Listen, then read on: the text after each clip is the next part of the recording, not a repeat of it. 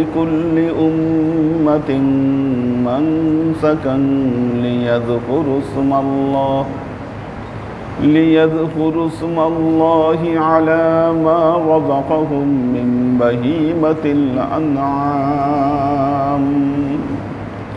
وعلم التوحيد وأمر بالإسلام فسبحان الذي أختار لنفسه الدوام خلق السماوات والأرض في 6 أيام ثم استوى على العرش متفردا بالدوام فأحمده وأشكره وأعبد له بصدق الاعتصام فنشهد أن لا إله إلا الله وحده لا شريك له ونشهد أن سيدنا وسندنا ونبينا محمدا صلى الله عليه وسلم الذي أرسله الله بالحق بشيرا ونذيرا وداعيا إلى الله بإذنه وسراجا منيرا وقال الله تعالى في كلامه المجيد أما بعد عباد الله توبوا إلى الله وادخلوا في السلم كافة ولا تتبعوا خطوات الشيطان إنه لكم عدو مبين ولتنظر نفس ما قدمت لغد واتقوا الله إن الله خبير بما تعملون عباد الله تمسكوا كتاب الله وسنة رسول الله صلى الله عليه وسلم فتكون من المهتدين ولا تتبعوا سبل الثلاث فتكون من الخاسرين عباد الله وقال رسول الله صلى الله عليه وسلم فإن خير الكلام كتاب الله وخير الهدي هدي محمد صلى الله عليه وسلم وشر الأمور محدثتها وكل محدثة بدعة وكل بدعة ضلالة وكل ضلالة في النار وقال رسول الله صلى الله عليه وسلم سآتي على أمتي كما أتى على بني إسرائيل النعل بالنعل إن بني إسرائيل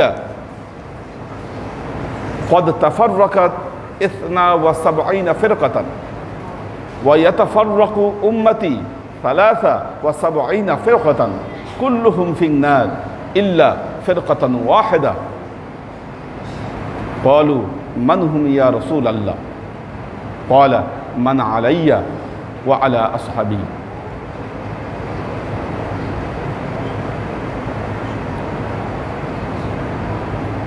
وقال الله تعالى في كلامه المجيد وفرقانه الحميد واعتصموا بحبل الله جميعا ولا تفرقوا উপস্থিত আল্লাহর আশিক ও সালেক বৃন্দ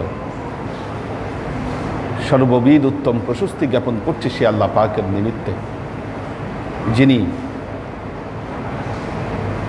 সর্বশ্রেষ্ঠ আসমানি কিতাব আল কোরআনকে উম্মতে মুহাম্মাদের দিক নির্দেশনা হিসাবে নাজিল করেছেন এবং খায়রাল হাদি মুহাম্মদ সাল্লাল্লাহু আলাইহি ওয়াসাল্লামকে আমাদের সর্বোত্তম পথ প্রদর্শক হিসাবে প্রেরণ করেছেন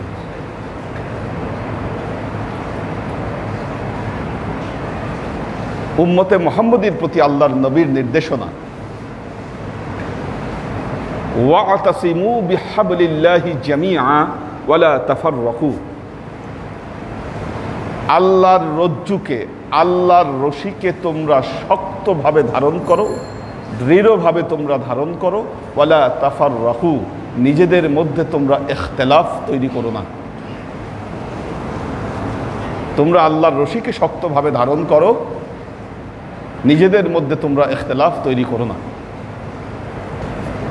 আল্লাহ নবীর একটি ভবিষ্যৎবাণী আছে। আল্লাহ নবী বলেছেন, সাআতি আলা উম্মতি কামা আতা আলা বানি ইসরাইল আন-নাআলু বিন-নাআল।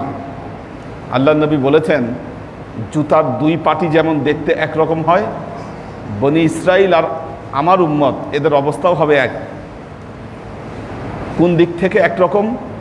আল্লাহ নবী বলেছেন, ইন্না বানি ইসরাইলা কদ তাফাররাকাত ইসনা ওয়া সাবঈনা ফিরকাতান। বনি ইসরাইল ৭২ কাতারে বিভক্ত হয়েছিল। ওয়া ইয়াতাফাররাকু উম্মতি সালাসা ওয়া সাবঈনা ফিরকাতান। আমার উম্মত বিভক্ত হবে ৭৩ কাতারে।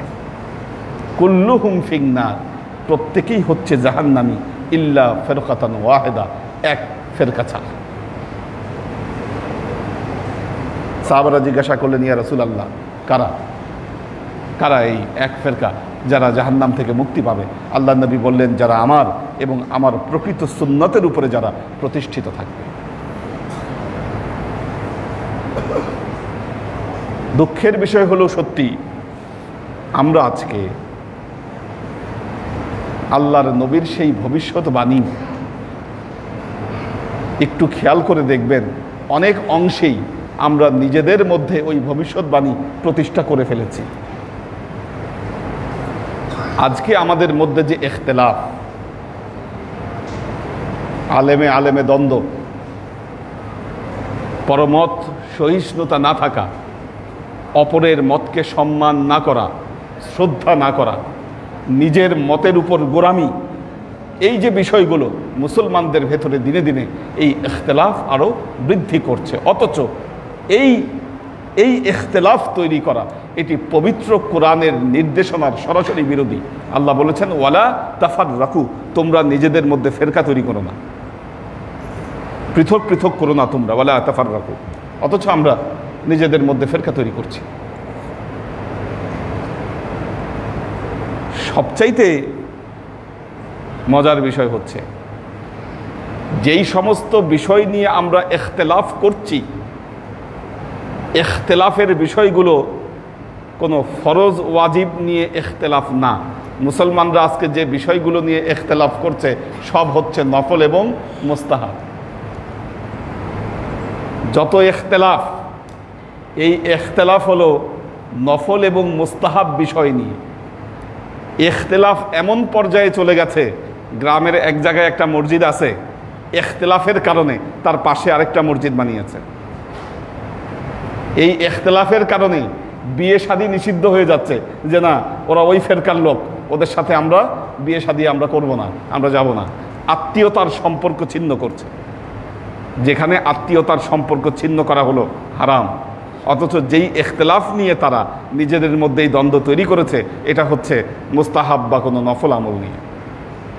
কোথায় আছে আমাদের জ্ঞানহীনতা, জ্ঞান না থাকা কোন পর্যায়ে আমাদেরকে নিয়ে গেছে?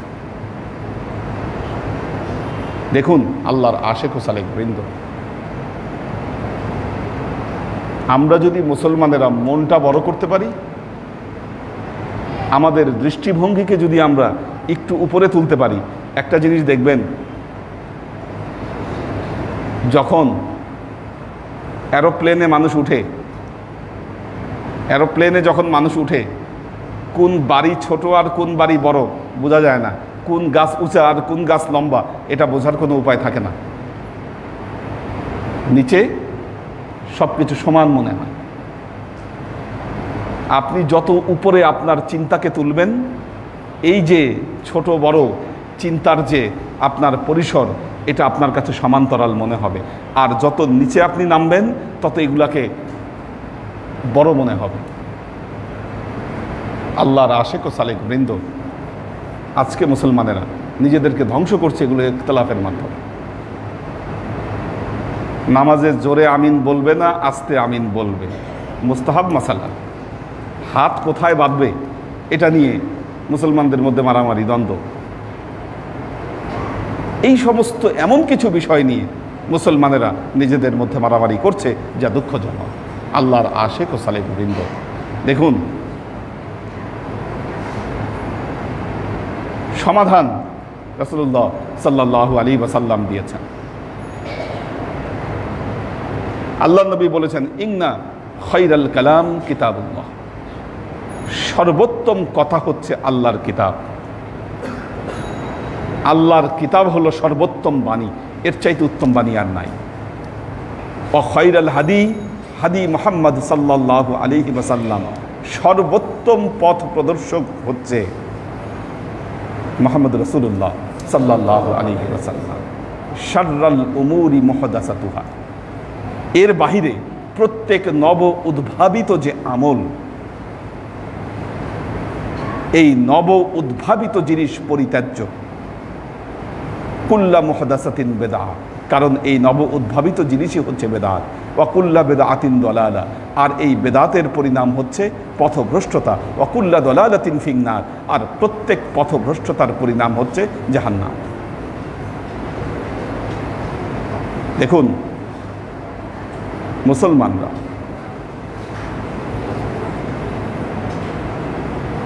স্বীকৃত মাযহাবের যারা অনুসারী, তারা প্রত্যেকেই কিন্তু যে আমলগুলো করেন, কোরআন হাদিসের কোনো না কোনো মাসালা থেকে তারা এই আমলগুলো করেন।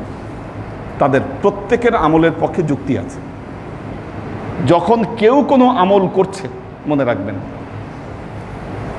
যদি তার পক্ষে সে যদি কোনো পবিত্র কোরআনের আয়াত অথবা তিনি হাদিস তুলে আনতে পারেন, রেফারেন্স দিতে পারেন, সেটা যদি আপনার মতের বিরুদ্ধেও হয়, মনে রাখবেন সেটাকে আপনাকে মেনে নিতে হবে।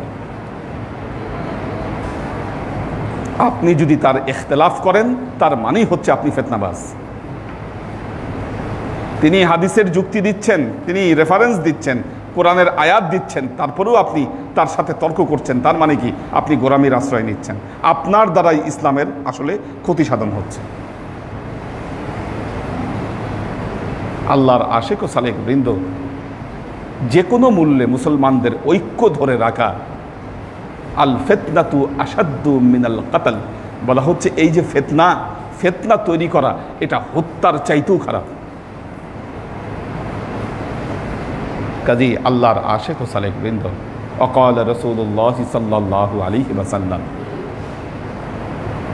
লা ইউমিনু আহাদুকুম হাত্তা আকুনা আহাব্বা ইলাইহি মিন ওয়ালিদিহি ওয়া ওয়ালাদিহি ওয়ান নাসি আজমাইন।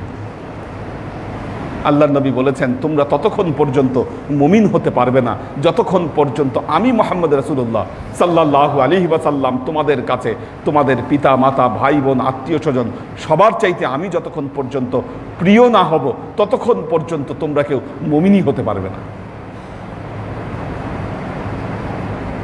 যখন আল্লাহ নবী হাদিস বর্ণনা করলেন, হযরত ওমর ইবনুল খাত্তাব রাদিয়াল্লাহু তাআলা আনহু তিনি এসে আল্লাহ নবীকে বললেন, ইয়া রাসূলুল্লাহ, আমি চিন্তা করে দেখেছি আমি আপনাকে ভালোবাসি, সবার চাইতে বেশি ভালোবাসি, কিন্তু আমার মনে হচ্ছে আমার নিজের চাইতে আমি আপনাকে বেশি ভালোবাসি না। আল্লাহ নবী বললেন, ওমর, তোমার ঈমান পরিপূর্ণ নয়, তুমি ঈমান পরিপূর্ণ করে আসো। হযরত ওমর রাদিয়াল্লাহু তাআলা আনহু গেলেন, চিন্তা করলেন, ভাবলেন, এরপরে সে বললেন, ইয়া রাসূলুল্লাহ, আমি অনেক চিন্তা করেছি, ভেবেছি, এখন আমি নিশ্চিত যে আমি আপনাকে আমার নিজের চাইতেও আমি অধিক ভালোবাসি। আল্লাহ নবী বললেন, এবার তোমার ঈমান পরিপূর্ণ হয়েছে। এখন যদি প্রশ্ন করা হয় আপনারা কারা আল্লাহ নবীকে ভালোবাসেন, দেখবেন সবাই হাত তুলবেন, হ্যাঁ আমরা সবাই আল্লাহ নবীকে ভালোবাসি। যে ব্যক্তি আমার একটা সুন্নতকে যে ব্যক্তি জিন্দা করবে, আল্লাহ তাকে 100 শহীদের মর্যাদা দান করবেন। নবীর একটা সুন্নতকে জিন্দা করা, এই জন্য দেখেন আমাদের নবীর বহু ছোট ছোট সুন্নত রয়েছে। কিভাবে আল্লাহ নবী কথা বলতেন, কিভাবে তিনি খেতেন, কিভাবে তিনি তার জীবন আচরণ করতেন, তার প্রত্যেকটা জিনিসকে অনুসরণ করা, এটা আমাদের জন্য যেমন ইবাদত, এবং আল্লাহর নবীর প্রতিটা সুন্নত মনে রাখবেন মানুষের জীবনের কল্যাণের জন্য, জীবনকে বরকত দানের জন্য, জীবনের উন্নতির জন্য প্রত্যেকটা সুন্নত হচ্ছে প্রতিটি মানুষের জন্য প্রয়োজন।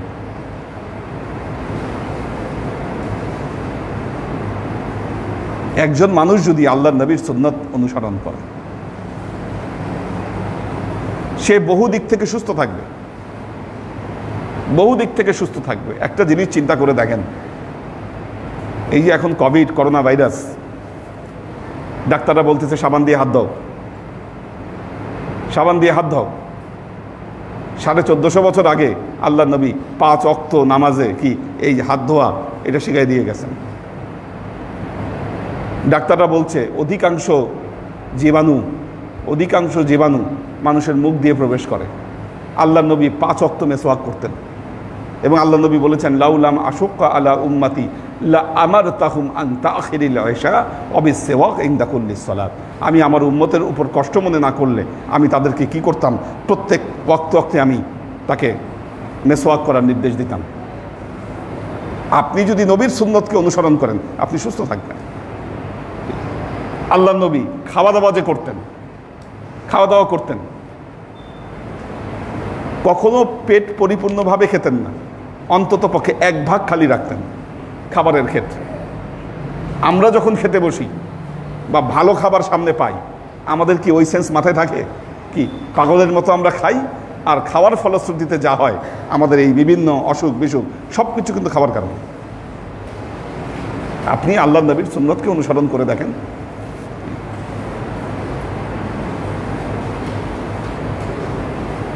রাসূলুল্লাহ সাল্লাল্লাহু আলাইহি ওয়াসাল্লাম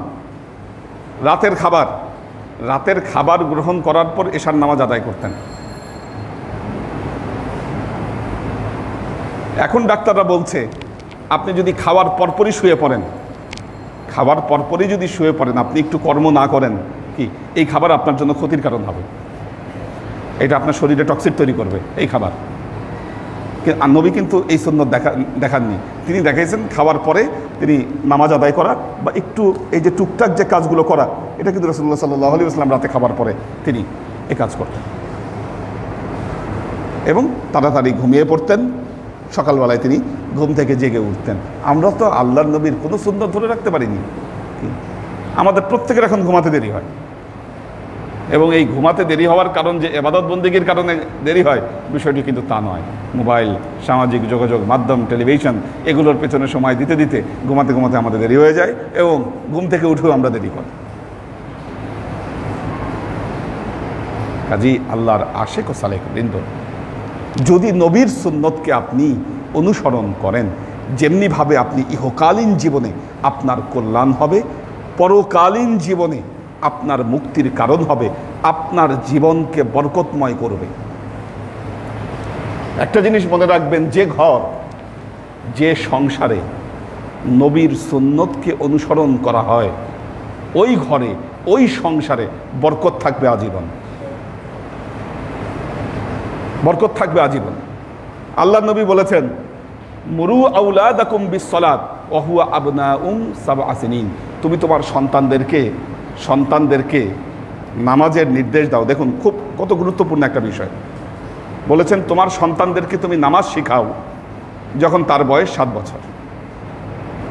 ওয়াদরিবুহুম ওয়া হুয়া আবনাউন আশারা সিনিন। 10 বছর বয়স হলে তারপর গায়ে হাত দিবা, 10 বছরের আগে গায়ে হাত দিবা না। আমাদের দেখবেন অভ্যাস আছে, ছোট ছোট বাচ্চাদেরকে আমরা মারি, প্রহার করি। এটা কিন্তু তাদের মনোজগতে বিশাল একটা প্রভাব ফেলে। অথচ আল্লাহর নবীর নির্দেশ 10 বছরের আগে কারো গায়ে হাত তুলবা না। কত মারাত্মক সায়েন্টিফিক বিষয়গুলো চিন্তা করে দেখেন। এবং বলেছেন ওয়া ফাররিকু মাদাদিয়াহুম ওয়া হুয়া আবনাউন ইসনা আশারা সিনিন। 12 বছর বয়স হলে ছেলে পেলে বাচ্চা কাচ্চা বাবা মার সাথে ঘুমাবে না, তখন তাদের ঘুমের জায়গা আলাদা করে দাও।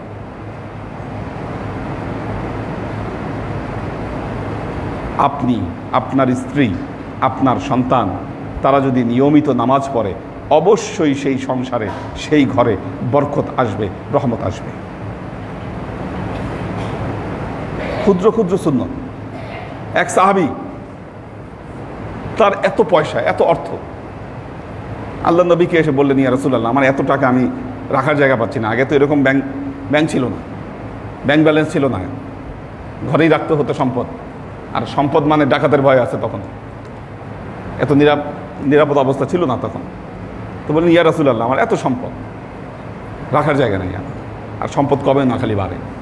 আল্লাহ নবী বললেন তুমি উটের পিঠে উঠে খাও। কি নির্দেশনা দিলেন? উটের পিঠে উঠে খাও। ওই লোক উটের পিঠে উঠে খায়। 1 মাস পরে আসছে আল্লাহ নবীর কাছে, বলতেছে ইয়া রাসূলুল্লাহ আমার সম্পদ আরও বাড়ছে। তোমার সম্পদ আরও বাড়ছে, তোমাকে উটের পিঠে উঠে খেতে বলছিলাম, তুমি খেয়েছো কিনা? হ্যাঁ খাইছি। তো উটের পিঠে উঠে খাওয়া তো এত সহজ বিষয় না। উটের পিঠে উঠলে কখনো বুঝবেন, উট যখন চলে খুব হেলে দুলে কিন্তু উট। তো বলছে তুমি উটের পিঠে উঠলে তোমার খাবার না পড়ে তো থাকার কথা না, তো খাবারগুলো যে পড়ে গেছে সেগুলো কি করছো? বলছে ইয়া রাসূলুল্লাহ আমি সেগুলোকে নিচে নেমে আবার টোকায় খাইছি, কারণ দেখছি এটা আপনার সুন্নাত। খাবার যেগুলো পড়ে গেছে নিচ থেকে আবার টোকায় নিয়ে খাইছি। এটাই তো বরকত। কাজেই মনে রাখবেন, বর্তমান বিজ্ঞান বলেন, আমরা যদি বিজ্ঞানকে পর্যালোচনা করি, বিজ্ঞানও বলছে নবীর যে সুন্নতগুলো, এই সুন্নতগুলো প্রতিটি সুন্নত মানুষের শারীরিক উন্নতির জন্য, শরীরকে ভালো রাখার জন্য প্রতিটি সুন্নত হচ্ছে কার্যকর। একজন মানুষ যদি নবীর অ্যাপ্রোপ্রিয়েট সুন্নত সে মেনে চলে, অবশ্যই সে সুস্থ থাকবে। এবং এটা তো হচ্ছে বৈজ্ঞানিক বিশ্লেষণ। আমরা যদি আধ্যাত্মিক দিক থেকে দেখি, কি আপনার জীবন হবে বরকতময়, সুখী, সুন্দর, এবং অবশ্যই নবীর সুন্নত আপনাকে পরকালীন মুক্তির পথ প্রশস্ত করবে, পরকালীন মুক্তির পথও আপনাকে দেখাবে। আল্লাহর আশেক ও সালেক বৃন্দ, দেখুন একটা জিনিস, এই কথাটা বলে আমরা শেষ করব। মানব জীবন, মানুষের জীবন, আল্লাহ আমাদেরকে জীবন দিয়েছেন। আমাদের এক জীবনই কিন্তু আমাদের জন্য শেষ নয়। মনে রাখতে হবে আমাদের ভবিষ্যৎ প্রজন্ম আছে, তাদেরকে কিছু দিয়ে যেতে হবে আমাদেরকে। আপনি যদি আপনার ভবিষ্যৎ প্রজন্মকে সুন্দরভাবে গড়তে না পারেন, আল্লাহ আপনার জীবনে যাই দিয়েছে, আপনার এই সম্পদ, অর্থ, এর কোনো মূল্য নাই, এগুলো মূল্যহীন। নবীর সুন্নত যদি আপনার জীবনে প্রতিষ্ঠা না করেন, আপনার সন্তানদের জীবনে আপনি প্রতিষ্ঠা না করেন, কি মুসলমান হয়ে কি আপনার সন্তানরা তো ভালো কিছু করতে পারবে না, ভালো কিছু করবে না তারা। কাজেই শেষ কথা বলবো, অদখুলু ফিস সিলমি কাফা। আল্লাহ কোরআনে যে কথাটি বলেছেন, তোমরা দ্বীনের পরিমণ্ডলে পরিপূর্ণভাবে প্রবেশ করো। আল্লাহ আমাদেরকে তৌফিক দান করুন, যেন দ্বীনের ভেতরে আমরা পরিপূর্ণভাবে নিজেদেরকে আমরা প্রতিষ্ঠা করতে পারি। কারণ আল্লাহ তার কালামে পাকে বলেছেন, ওয়ালা তাহিনু ওয়ালা তাহজানু ওয়া আনতুমুল আ'লাউনা ইন কুনতুম মুমিনিন। তোমরা নিরাশ হইও না, আশাও ছেড়ে দিও না। ওয়ালা তাহজানু, দুশ্চিন্তাগ্রস্ত হইও না। ওয়া আনতুমুল আ'লাউনা, তোমরা অবশ্যই উপরে উঠবে। ইন কুনতুম মুমিনিন, যদি তোমরা ঈমানদার হয়ে থাকো। আমাদের সমস্যা কি? আমরা মুসলমানেরা মনে করি যে মুসলমানেরা যে কালচারগুলো আমরা পালন করছি এগুলো অনেক ব্যাকডেটেড। তো এগুলো ব্যাকডেটেড হবার কারণে কি করতে হবে আমাদেরকে? আমরা যদি পাশ্চাত্য কালচার, কি পশ্চিমা কালচার, এগুলাকে যদি আমরা ফলো করি, এগুলাকে যদি আমরা পালন করি, তাহলে মনে হয় দিনে দিনে আমরা মডার্ন হব। আপনি ধ্বংসপ্রাপ্ত হবেন এর দ্বারা। আল্লাহ আমাদেরকে এই ধ্বংসের হাত থেকে রক্ষা করুন। বারাকাল্লাহু লানা ওয়া লাকুম ফিল কুরআনিল আযীম ওয়া নাফা'ানা ওয়া ইয়্যাকুম লা আয়াতি ওয়া যিকরিল হাকীম ইন্নাহু তাআলা জাওয়াদুন কারীমুম মালিকুন বাররাউফুর রহিম।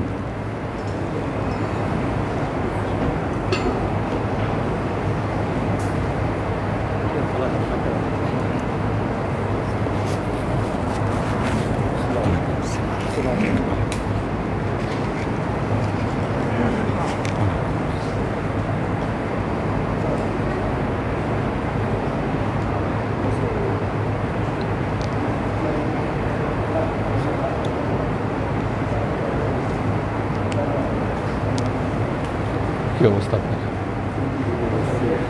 আগের অবস্থায় আছে। আল্লাহ আল্লাহ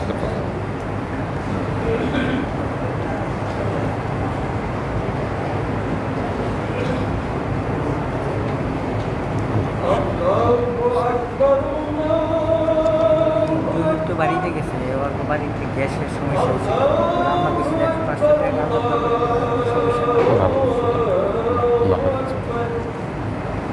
أشهد أن لا إله إلا الله أشهد أن لا إله إلا الله أشهد أن محمدا رسول الله أشهد أن محمدا رسول الله حي على الصلاة حي على الصلاة حي على الفلاح حي على الفلاح الله أكبر الله أكبر لا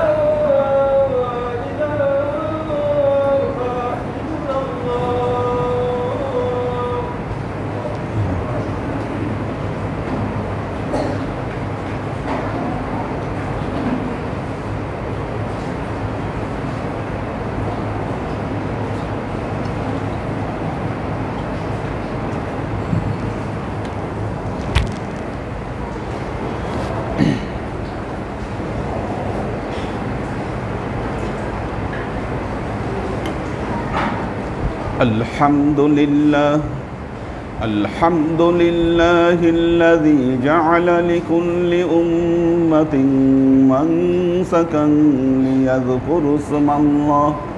ليذكروا اسم الله على ما رزقهم من بهيمة الأنعام وعلم التوحيد وأمر بالإسلام فسبحان الذي أختار لنفسه الدوام خلق السماوات والأرض في 6 أيام ثم استوى على العرش متفردا بالدوام فأحمده وأعبده وأشكر له بالصدق الاعتصام فنشهد أن لا إله إلا الله وحده لا شريك له ونشهد أن سيدنا وسندنا ونبينا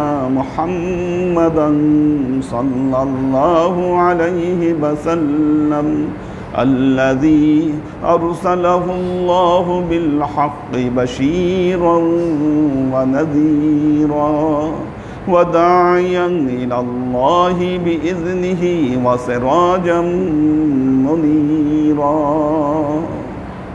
أما بعد عباد الله توبوا إلى الله وادخلوا في السلم كافة ولا تتبعوا خطوات الشيطان إنه لكم عدو مبين ولتنظر نفس ما قدمت لغد واتقوا الله إن الله خبير بما تعملون عباد الله تمسكوا كتاب الله وسنة رسول الله صلى الله عليه وسلم فتكون من المهتدين ولا تتبعوا سبل الثلاث فتكون من الخاسرين عباد الله فاعتئذوا بنصيحتي كما أخبركم الآن بخطبتي بارك الله لنا ولكم في القرآن العظيم ونفعنا وإياكم لآيات وذكر الحكيم إنه تعالى جواد كريم مالك بالرؤوف الرحيم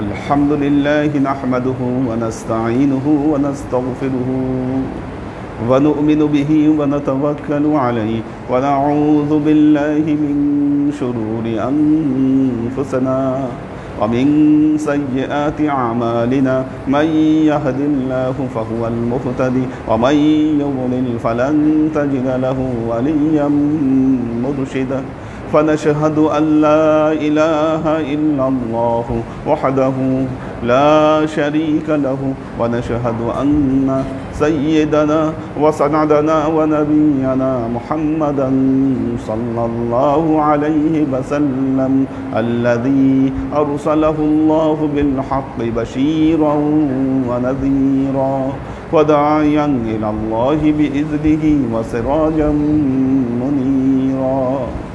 وقال تعالى: إن الله وملائكته يصلون على النبي يا أيها الذين آمنوا صلوا عليه وسلموا تسليما. اللهم صل على محمد وعلى آل محمد كما صليت على إبراهيم وعلى آل إبراهيم إنك حميد مجيد. اللهم بارك على محمد وعلى آل محمد كما باركت على إبراهيم وعلى آل إبراهيم إنك حميد مجيد. اللهم صل وسلم ورحم وبارك على سيدنا ونبينا وشفيعنا وحبيبنا وقرة أعيننا محمد صلى الله عليه وسلم وعلى آله وأزواجه وذرياته وأهل بيته وأحبابه وأصحابه الأجمعين إلى يوم القيامة، خصوصا على صاحب الصدق عامل المؤمنين أبي بكر الصديق رضي الله تعالى عنه، وعلى صاحب العدل والإحسان عامل المؤمنين عمر بن الخطاب رضي الله تعالى عنه، وعلى صاحب الحياء والإحسان عامل المؤمنين عثمان بن عفان رضي الله تعالى عنه، وعلى صاحب الحلم والعلم والعرفان عامل المؤمنين علي بن أبي طالب رضي الله تعالى عنه، وعلى تمام العشرة المبشرات والتابعين والتابعين المهديين. اللهم اهد أئمة المسلمين إلى سنة رسول الله صلى الله عليه وسلم. اللهم اغفر أئمة المسلمين مغفرة ظاهرة وباطنة. اللهم أعز الإسلام والمسلمين. اللهم أت أئمة المسلمين فلاحا عظيما. اللهم انصر من نصر دين محمد صلى الله عليه وسلم واجعلنا منهم واخذل من خذل دين محمد صلى الله عليه وسلم ولا تجعلنا منهم. تعالوا عباد الله رحمكم الله. إن الله يأمركم بالعدل والإحسان وإيتاء ذي القربى وينهى عن الفحشاء والمنكر والبغي يعظكم لعلكم تذكرون. فاذكروني أذكركم واشكروا لي